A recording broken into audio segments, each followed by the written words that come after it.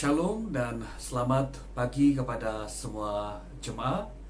Kita bersyukur kepada Tuhan karena pagi hari ini sekali lagi kita boleh menikmati makanan rohani yang berasal daripada Tuhan.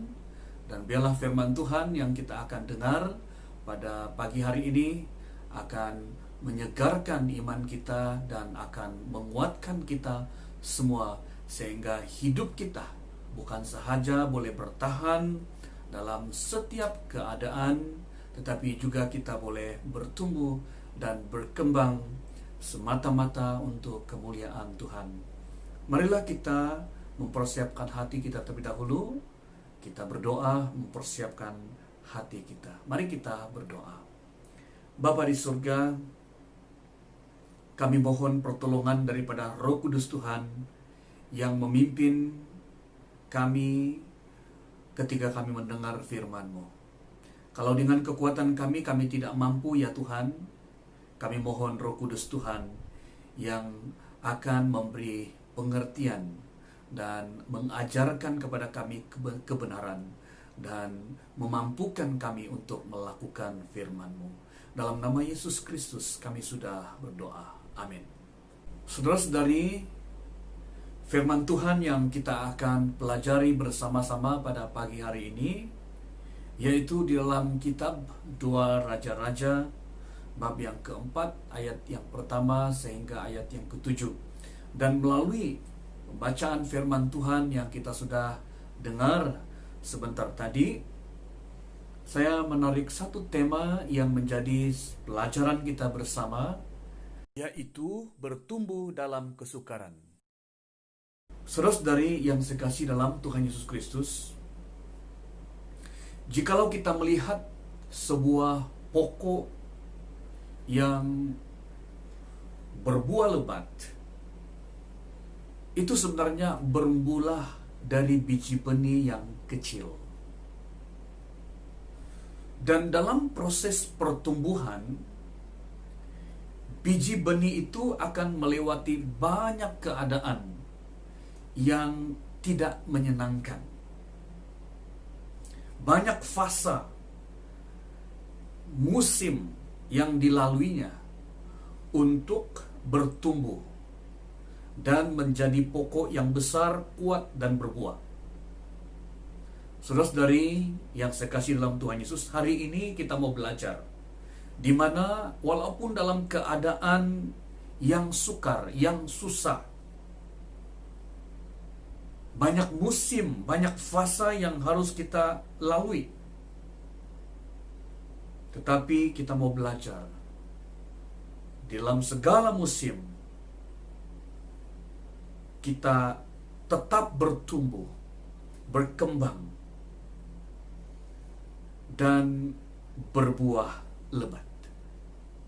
Bahkan saudara-saudari, justru dalam keadaan yang tidak menyenangkanlah biji benih boleh bertumbuh. Dan biar ini menjadi satu gambaran, menjadi satu dorongan kepada setiap kita bahwa dalam keadaan sukar pun kita boleh bertumbuh. Saudara-saudari yang saya kasih dalam Tuhan Yesus Kristus, message pada pagi hari ini mengajarkan kepada kita bahwa dalam keadaan susah pun sebenarnya Tuhan memberikan capacity kepada kita untuk bertumbuh dan berkembang. Berarti kita tidak boleh menunggu keadaan sudah senang ataupun dalam keadaan yang stabil baru kita bertumbuh atau berkembang. Dan justru dalam kesusahanlah sebenarnya memberikan kita peluang, memberikan kita ruang untuk boleh bertumbuh, berkembang dalam kehidupan kita. Saudara-saudari, apabila kita melihat pembacaan kita pada pagi hari ini dalam 2 Raja-Raja bab yang keempat, ayat yang pertama sehingga ayat yang ketujuh, dikatakan di sana bahwa ada seorang janda, istri kepada Nabi, yang telah mengalami suatu keadaan yang sangat mendesak, sangat menekan dan kelihatannya sukar untuk mengatasi masalah tersebut. Dan masalah itu sebenarnya adalah masalah hutang, ya. Masalah hutang, sehingga oleh karena hutang itu maka dua anak mereka itu akan diambil menjadi budak, atau dalam pengertian kita hamba, menjadi hamba. Tetapi akhirnya saudara, bukan sahaja wanita ini boleh bertahan dalam keadaan yang tidak menyenangkan, yang dalam keadaan yang mendesak, malah dia telah berkembang, ya, bertumbuh dan telah mengatasi, telah menang dalam keadaan yang dia hadapi. Kenapa boleh terjadi demikian, saudara? Karena Tuhan memberikan capacity untuk berkembang, untuk bertumbuh saat dalam keadaan yang susah, termasuk keadaan yang mendesak, sehingga dia boleh bertahan dan menjadi lebih kuat dari sebelumnya. Saudara-saudara yang saya kasih dalam Tuhan Yesus Kristus, ketika seorang janda ini mengalami satu masalah yang sangat mendesak, wanita ini berjumpa dengan Nabi Elisa. Dan coba bayangkan saudara-saudara, jikalau Anda ialah seorang wanita ini, apakah soalan yang Anda pertanyakan kepada Nabi Elisa sesuai dengan pergumulannya? Saudara-saudara, saya percaya bahwa jika kita berada dalam kedudukan wanita ini, setidak-tidaknya ada 3 soalan yang lazimnya seorang manusia persoalkan. Yang pertama, kenapa suami saya mati? Biasa begitu kan? Karena kita tidak dapat menerima kenyataan. Yang kedua, kenapa suami saya tinggalkan hutang? Yang ketiga ialah suaminya seorang nabi. Dan seorang nabi sebenarnya boleh melihat masa depan, apa yang akan berlaku.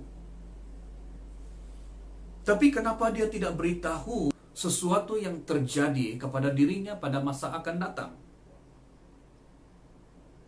Dia sibuk melayani orang ramai, tetapi istrinya sendiri, yaitu wanita itu, tidak dipersiapkan, khususnya menghadapi keadaan yang ia hadapi bersama dengan anak-anaknya. Saudara-saudara, sekarang wanita ini berada dalam keadaan yang terdesak.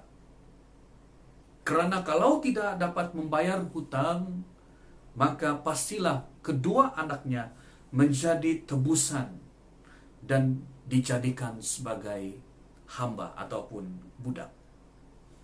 Saudara-saudara yang sekasih dalam Tuhan Yesus, pun begitu. Kenapakah wanita ini tidak mempersoalkan soalan-soalan yang lazimnya dipersoalkan oleh seorang manusia? Seperti yang saya katakan tadi.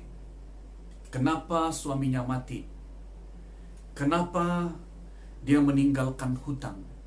Kenapa dia seorang nabi tapi tidak mempersiapkan istrinya untuk berhadapan dengan apa yang berlaku di hadapan? Yang pertama, saudara, alasannya ialah walaupun ada jawaban terhadap persoalan-persoalannya, tapi jawaban terhadap persoalannya tidak menjawab masalah yang sedang dihadapinya. Sebagai contoh, walaupun wanita ini tahu apa sebab suaminya meninggal dunia, tetapi jawaban itu tidak dapat menolong ataupun menjawab masalah yang dihadapinya sekarang.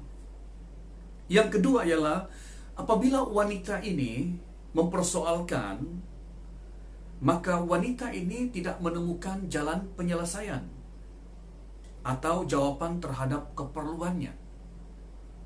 Karena persoalannya itu akan menghalang dia untuk menemukan jawaban sesuai dengan keperluannya pada saat itu.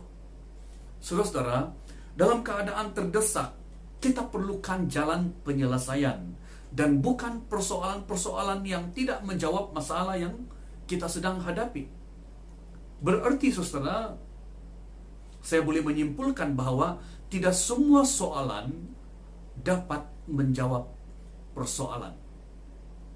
Tetapi soalan yang tepat akan membawa kita menemukan jalan penyelesaian, yaitu jawaban yang tepat. Dan inilah yang dilakukan oleh wanita ini, saudara. Dia datang kepada Elisa. Ya, dia datang kepada Elisa, dia berjumpa kepada Elisa, yaitu dengan satu pertanyaan, apa yang saya harus perbuat sekarang? Penagih hutang sudah datang dan akan mengambil anaknya menjadi hamba apabila wanita ini gagal untuk membayar hutang. Saudari, seterusnya, apabila kita melihat keadaan yang dialami oleh wanita ini, saya merasakan bahwa wanita ini berada dalam kekecewaan. Barangkali dia kecewa terhadap suaminya dan hidup dalam persoalan. Sudahlah dia kehilangan suami, kemudian sekarang bakal kehilangan anak oleh karena hutang. Saya merasa bahwa keadaan ini akan membuat dia kecewa. Tetapi kenapa dia cari nabi? Kenapa dia perlu cari nabi? Nabi Elisa.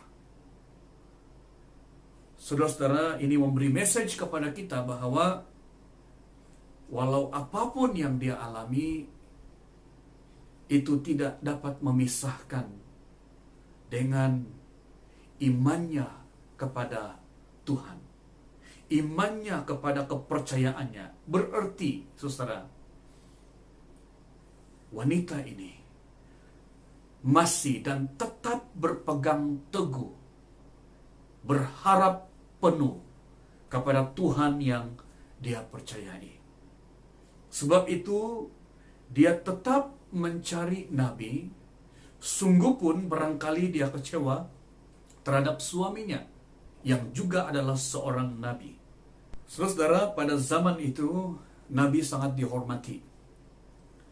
Nabi mewakili Allah.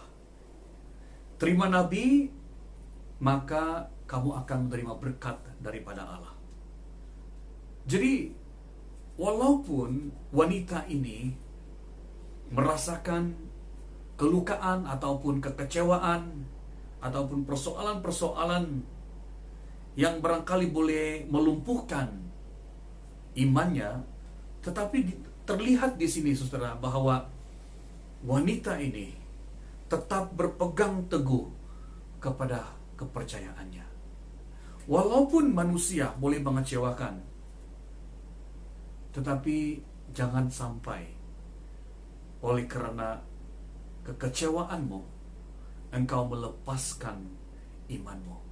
Ini yang kita boleh lihat di dalam diri wanita ini. Saudara-saudari, kisah wanita ini mengingatkan kepada kita akan seorang pribadi yang telah menerima jabatan nabi, jabatan imam, dan juga jabatan raja, yaitu Yesus Kristus. Dia adalah Tuhan lebih besar daripada nabi untuk memberi jawaban terhadap persoalan yang kita hadapi.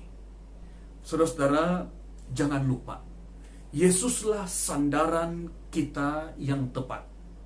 Pada waktu itu mereka berjumpa dengan nabi. Tapi pada hari ini, saudara, ada seorang pribadi yang lebih besar daripada nabi, yaitu Yesus Kristus. Mungkin kita kecewa dengan kehidupan yang kita hadapi hari ini. Tetapi saudara, ada pribadi yang mampu menyelesaikan persoalan yang kita hadapi. Marilah seperti wanita ini, walau dalam keadaan apapun, tidak pernah persalahkan keadaan. Tetapi dia tetap berpegang teguh kepada pengharapan. Dan oleh karena wanita ini tetap berpegang teguh kepada pengharapan, akhirnya wanita ini bukan sahaja dia mampu bertahan, tetapi dia juga bertumbuh, berkembang, dan telah menang dalam situasinya. Saudara-saudari yang saya kasihi dalam Tuhan Yesus Kristus, apa yang kita boleh belajar dari kesaksian iman wanita ini? Yang pertama, dalam keadaan yang susah, dalam keadaan yang mendesak, dalam keadaan yang bahaya, wanita ini berpegang teguh kepada kepercayaannya, berpegang teguh kepada imannya, berpegang teguh kepada pengharapannya, yaitu Tuhan. Saudara-saudara, di dalam kita menghadapi persoalan-persoalan hidup di tahun 2020 ini, apakah kita tetap seperti wanita ini, dalam keadaan yang mendesak, dalam keadaan yang bahaya, tetap berpegang teguh kepada pengharapan? Atau sebaliknya, kita kecewa dengan kehidupan di tahun 2020 ini? Kita mempersalahkan atau mempersoalkan banyak perkara.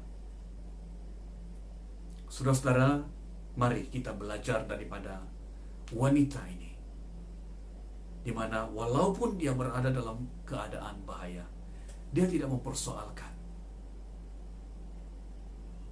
kenapa dia harus menghadapi situasi itu.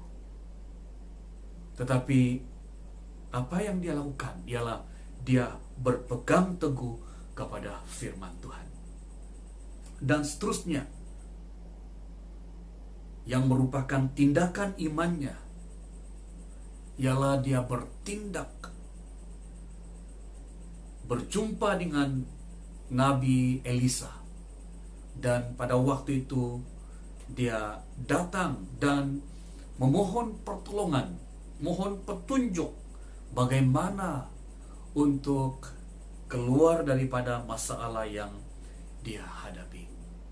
Saudara-saudara, dia tidak mempersoalkan kenapa suaminya mati, kenapa suaminya meninggalkan hutang, atau persoalan-persoalan yang lain. Wanita ini, dia bertanya soalan yang tepat, yaitu bagaimana keluar daripada masalah yang dia hadapi ini. Saudara-saudara yang sekasih dalam Tuhan Yesus Kristus, dalam kehidupan kita, ketika kita berada dalam persoalan, apakah soalan-soalan yang kita berikan kepada Tuhan? Adakah kita mempersoalkan kenapa ini berlaku, kenapa ini berlaku, kenapa ini terjadi? Atau kita mempersoalkan yang sebaliknya, dalam keadaan yang sekarang ini, apa yang saya harus lakukan? Sepatutnya inilah soalan yang tepat kita bertanyakan kepada Tuhan dalam keadaan yang sukar pada hari ini ketika kita menghadapi COVID-19. Apa yang harus kita lakukan? Saudara-saudara yang sekasih dalam Tuhan Yesus, biar kita belajar daripada kisah wanita ini. Yang ketiga ialah mencari bejana untuk diisi minyak, atau dalam kata yang lain, menyediakan hidup untuk diisi, untuk dipakai oleh Tuhan. Saudara-saudara yang saya kasih dalam Tuhan Yesus, ramai di antara kita yang mencari berkat. Tetapi dalam bahagian ini, saudara, bukan berkat yang dicari, tapi Tuhan mau pakai hidup kita. Tuhan mau pakai hidup kita. Bukan berkat yang kita cari, bukan minyak yang kita cari, tetapi bencana. Saudara yang saya kasih dalam Tuhan Yesus, ketika wanita ini datang kepada Elisa, Nabi Elisa, dia menyuarakan masalahnya. Maka Elisa bertanya kepada wanita ini, apa yang ada di rumahmu? Sehingga wanita ini mengatakan bahwa dia itu tidak punya sesuatu apapun di rumah kecuali sebuah buli-buli berisi minyak. Lalu Elisa terus berkata kepada wanita ini, pergilah, mintalah bejana-bejana dari luar, daripada segala tetanggamu, bejana-bejana kosong, tetapi jangan terlalu sedikit. Saudara-saudari yang saya kasih dalam Tuhan Yesus Kristus, firman Tuhan mengatakan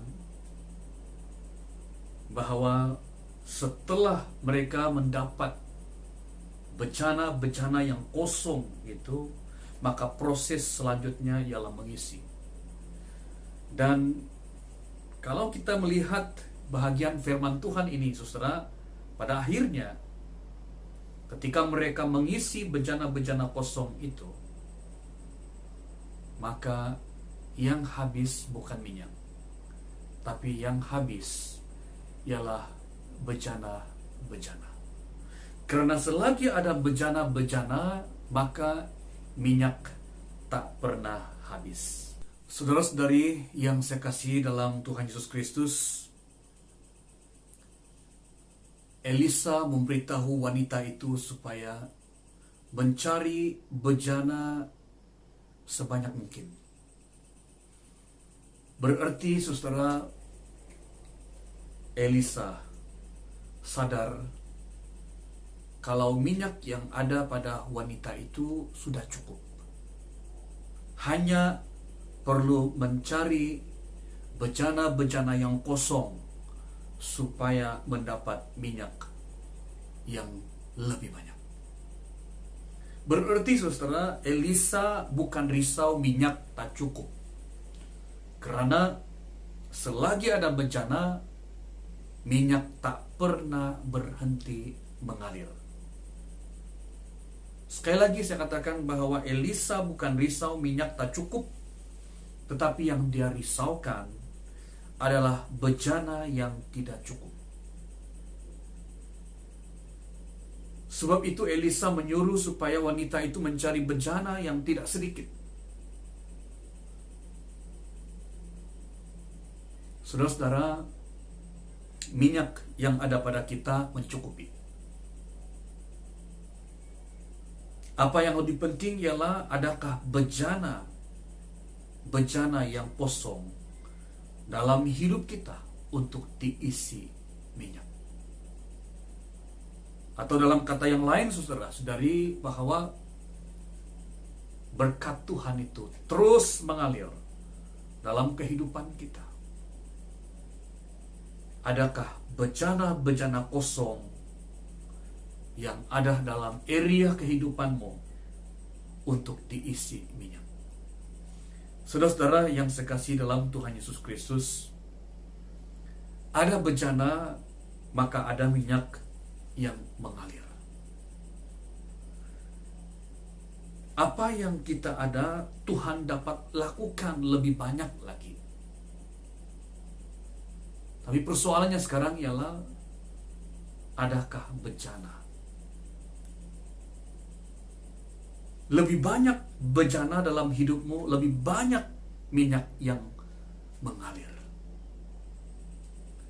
Mencari bejana maksudnya, saudara, ialah Tuhan panggil kita untuk melayani Dia. Dia mau kita menjadi bejana yang siap untuk diisi olehnya, sehingga ada perkembangan hidup dan kerajaan Allah juga berkembang dalam hidup kita. Saudara, jangan tunggu minyak mengalir dulu. Tapi apa yang harus kita lakukan sekarang ialah sediakan bejana yang banyak dalam hidupmu untuk diisinya, untuk dipakainya, dipakai dalam kerajaan Tuhan untuk kemuliaan namanya. Dan inilah yang akan mengembangkan kapasiti kita, sehingga kita boleh bertumbuh dan berkembang dan menang dalam setiap situasi yang kita hadapi. Biarlah firman Tuhan pada pagi hari ini, dalam kita menghadapi situasi-situasi yang sukar, ingatlah, tetap berpegang teguh kepada firman Tuhan, berpegang teguh kepada kepercayaan kita, berpegang teguh kepada iman kita, iman kepada Yesus Kristus. Dan yang kedua, bertanyalah soalan yang tepat. Dan yang ketiga, mari kita menyediakan hidup kita menjadi bejana-bejana yang kosong untuk diisi olehnya, sehingga kita dapat dipakai oleh Tuhan untuk kemuliaan namanya. Tuhan memberkati kita.